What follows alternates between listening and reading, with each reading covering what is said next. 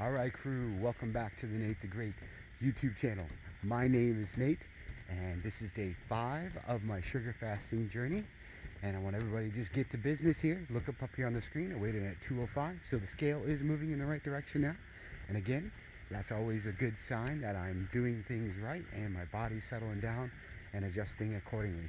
So, I wanted to give everybody a couple updates, and I really wanted to touch base on a live stream that Cole was on yesterday about being accountable. So first and foremost, let's talk about the elephant on the screen. And no, I'm not talking about myself. So when I first started this YouTube channel, I recognized that I'm just starting with the bare bones, right? And the consistent feedback that I've gotten is that, hey, your audio quality is not that great.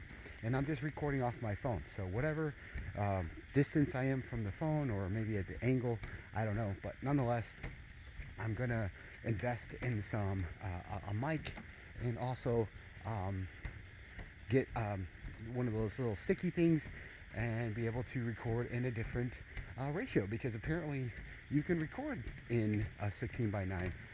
So we're all learning and we're all growing. I'm making mistakes. I'm taking the feedback, and I'm also trying to improve. So hopefully starting tomorrow, I'll have a little bit better audio quality and or video quality. Nonetheless, I am excited to progress. I never thought I'd be this far on my YouTube journey this fast, but I'm just having fun, enjoying it, and we're gonna make those improvements.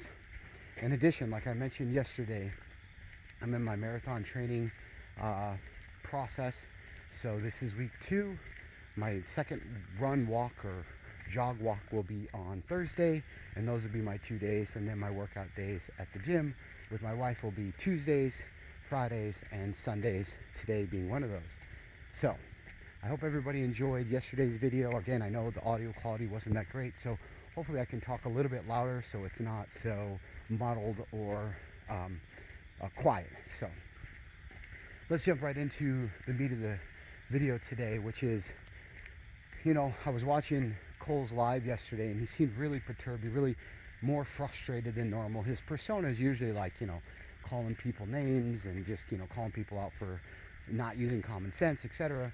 But he really seemed really upset because there was a lot of misinformation out there. And I kind of touched on this yesterday about how, when you give people permission structure to eat whatever they want when it comes to just eating sugar, and then, having people literally do that and dump tons of, table sugar on everything, you find yourself in a place where you're giving advice, and you hope that everybody has that common sense, be like, okay, the whole idea here is to, get yourself the blueberries, get yourself satiated, but not to the point where you're egregiously just dumping stuff in excess, right? And so he's found himself kind of trying to refine the message.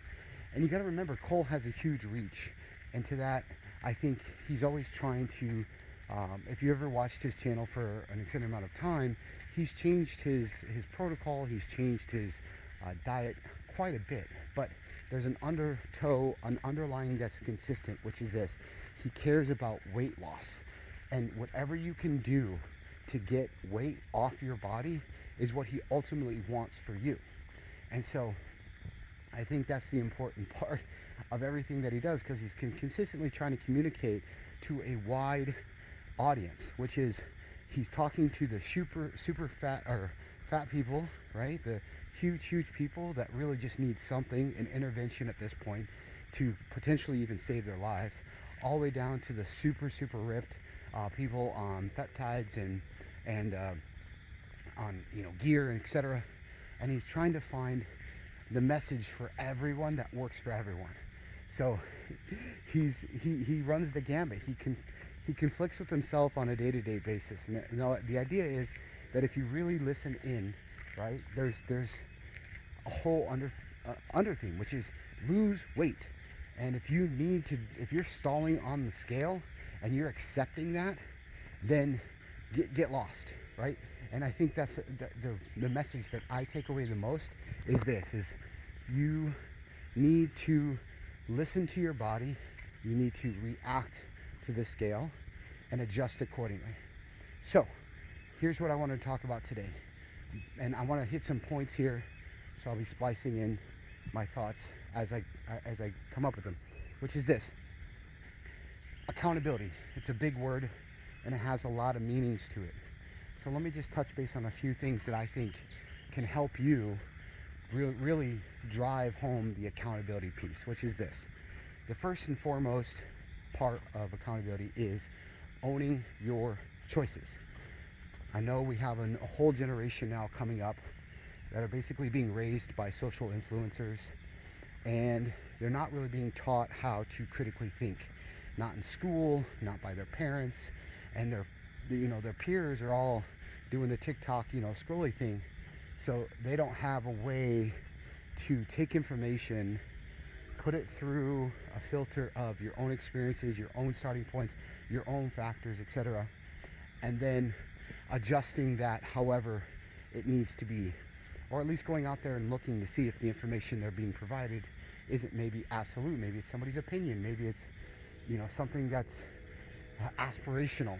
But it's just sad that we have a whole new generation of kids, and let's be honest, adults as well, that really don't know how to critically think and use common sense. So owning your own choices. This is the first point that I wanted to make. Every day you wake up and you make choices, right? You either eat the food that you want to eat, or you eat extra food that you don't need. That's your choice. Then whatever activities you do throughout the day, let's say you work from home, or you sit on a computer, or you play games all day, whatever it is, that's your choice, okay? If you decide to go out and have a nice walk, or go to the gym and have a nice gym session, that's your choice. Or you choose not to do that. Maybe you plan on doing it, but then you just don't have any, willpower or motivation that day. And I'll talk a little bit about what that is on another point. So, owning your own choices, owning your own decisions is the first step in becoming accountable. The second part of being accountable is a really contentious part, but I really think it's important, which is this: track as much as you can. All right, track your weight, track your macros, track your workouts, do all of it. Take pictures, track your body, okay? Take measurements. These are all things that you can do to help objectify your progress and help identify potential solutions if you find yourself stalled or stuck, etc. So this really helps keep you grounded in reality and make sure that as you're tracking, as you're progressing, you see things that you may not notice. And again, weight loss, especially people that are losing a significant amount of weight, you're not going to see it. Others are going to see it. So take those accountability pictures, like Cole says. Jump on that scale 2-3 times a day. If you're scared of the scale, that means you're hiding something, generally speaking, okay? You're usually scared that this scale is going to dictate your day-to-day activities, and you're hoping for change. So that's the thing the second part is tracking as much as you can. And it doesn't have to be every food and weigh all your food. I get that. A lot of people, that's really stressful to them. But again, do what you can, track what you can, and be consistent with it. Number 3 is understanding that nobody is perfect. I'm not perfect. And we never should strive to be perfect. Just look for progress. So using number 2, tracking is what you can. Don't come down on yourself when you have a slip up. What you do is this: you acknowledge it happened, and whatever that slip up is, right? Maybe you didn't do your non-negotiable that day, and for whatever reason, you can find yourself in a really bad, have some life stuff happen, and maybe you just get really depressed or sad that day because of whatever happened, or maybe you get super excited because it's something really happy happened. Whatever it is, acknowledge your slip up, acknowledge that you didn't do that non-negotiable. Don't beat yourself up. Don't look for perfection, just look for progress. And that comes down to a few things that you can do. One, going back to the first one, owning your choices. And then when you're tracking things, especially if you're tracking visual things or measurable objective things like your waistline, then you'll understand that yes, that slip up may have an impact. Heck, I had a cheat meal, I guess you could call it, a cheat day, and I gained 10 pounds, and now I'm shedding that back off, right? And to that end, I could really beat myself up and say, you know, this really bums me out that I gained all this weight back. What's the point, right? Might as well just stay fat, because I can never get back to where I was. I was so close, and now I screwed it all up. So progress, not perfection. That's number 3. Number 4, setting realistic and measurable goals. Now, this is something that I do in my profession, and something that I would implore you to try and figure out. It's called SMART goals: specific, measurable, obtainable, realistic, and time bound. All those things have some great, if you just go Google it, you'll find a lot more information specific. And the idea here is this: yes, I want to run a marathon. That's a very specific goal and very time bound, because I'm going to run it on my 44th birthday. Yeah, 22. I wish. Anyways,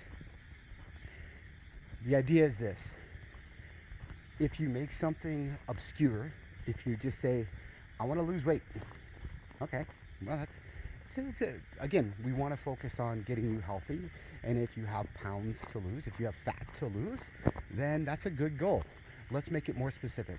I want to lose 10 pounds. Okay, that's cool. How many pounds do you want to lose in a week?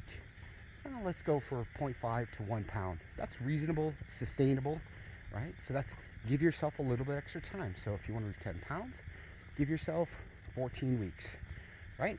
That's specific, that's measurable, it's obtainable, it's very realistic, and it's time bound, right? And it's relatable to you. That's number 4. Number 5, you need to recognize that nobody can do it for you.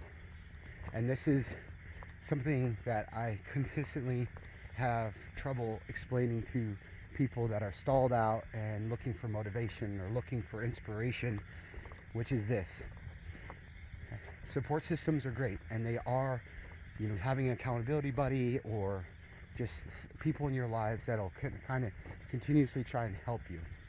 But at the end of the day, you need to be able to help yourself first. And that comes down to prioritizing yourself. Sometimes we can just prioritize everybody else and their needs, and then at the end of the day, you're too exhausted, you're too emotionally and physically exhausted to be able to help yourself. And if you get stuck in that for too long, you're going to recognize that you're not going to make any progress. Number 6, using data and not feelings. Now, I mentioned this at the beginning of this video about motivation and inspiration. I need to point something out. Those two states, being motivated, is a feeling motivated today. I'm feeling inspired today. That's an emotional state, right? And if you ever watch that Need for Speed movies where they have the nitric oxide, I think that's the right word, where they drop that like extra burn fuel into the engine and you get that extra little bump for a little bit of time, right? That's what motivation, that's what inspiration is. It's a flash in the pan. These moments in time, if you're just waiting to be inspired, if you're waiting to feel motivated, or maybe you're just starting something, so you got that initial excitement, right? That's all gonna fade. That's all gonna go away. So the one thing I need everybody to understand is use the data that you have. Are your pants fitting looser? Is the scale going down? Are you losing body fat? Are you gaining muscle? Are you doing both? That's all important things, right? Measuring your arms, measuring your legs, whatever it is. Take photos. Check those every week. Make sure that you're being accountable to yourself by using that data. Number 7, taking responsibility but not blaming yourself. Did you not hit your goal? Did you have a setback? Did you have a binge? Did you have a moment of weakness? Acknowledge or try to understand why you had that thing, why you didn't hit your goal, and then adjust accordingly and move forward. That's super important. And number 8, celebrate ownership. The more you take control, the more empowered you're going to feel. So when you do have that progress, when you do see that scale drop, when you do see those progress pictures, and you see that you're losing weight or you're gaining muscle or whatever your goals are, you're going to feel it's going to become very personal and it's going to become very powerful. And so those are all the points I really wanted to touch base on when it comes to accountability. Remember, Cole, he's trying to reach a huge audience, and to that end, when he's talking about modifications, when he's talking about, I know yesterday he was talking about OMAD, right? Sugar fasting OMAD. The idea is this: pick a protocol that works. If you want to do 3 meals a day where you're doing 3 sugar bombs, then great. If you want to add in protein, try it in the evening. If that's causing you to have problems on the scale, then try it in the afternoon. If that's also giving you problems on the scale, try lean protein in the morning, right? Continuously evolve your process and stop blaming other people because you're not using common sense, because you're not taking accountability and responsibility for your life, for your goal, for your journey. Because Cole doesn't know who you are. He doesn't know where you're starting from. He doesn't know what your goals are. He only knows that he wants the weight to come off of you, and he's going to continually to try and evolve to help you understand that there's many ways to do it. And if you find something that's working for you, then stick with it. Don't change it. But as soon as you become stagnant and you stall, etc., then that's when you have an opportunity to adjust and make tweaks and figure out what it is that's causing that stall, and then make changes. And that's the thing. Like, if you think about the carnivore keto community, I was just watching Courtney. I don't know her. She's great. She has a great cookbook, but she's beholden to the carnivore thing because she has financial investments in her book, and and I've watched her for a while now, and she just feels, it just looks like she's stuck and she's stalled out. And there's Carnivore Kip. He changed his YouTube channel. He's no longer doing carnivore. He's not beholden to the carnivore thing, and I'm really excited for him because hopefully he can find something, adjust, change, and make something work for him. And carnivore just wasn't it. And there's a lot of channels out there that just put their identity in a specific thing. And that's why when I was naming this channel, I could have said, Nate does the sugar diet or whatever, sugar fasting. And then I would have been beholden to just doing the sugar thing. And then when I want to move on, when I want to put that tool back in the tool belt, I'm going to feel like I can't, because I'm going to have to continuously put on this front that it only works, and this is the only way it works. I might do carnivore again. I might do keto again. If it works for me and it gets that scale to move, I'm all in. So hope everybody's having a good day. Hope everybody had a nice Memorial Day weekend if you live in America. I'm a 3rd generation veteran. My grandpa fought in World War II, my dad in the initial Iraq wars, and then I was supporting Iraqi freedom and the Afghan war as well in the last 2000s here. So if you have somebody in your life that is a veteran, or is active duty, please just take some time, thank them for their service. I know it's cliche sometimes, but generally it does mean a lot, even if sometimes we don't acknowledge it. And just spend some time with those people and really appreciate them.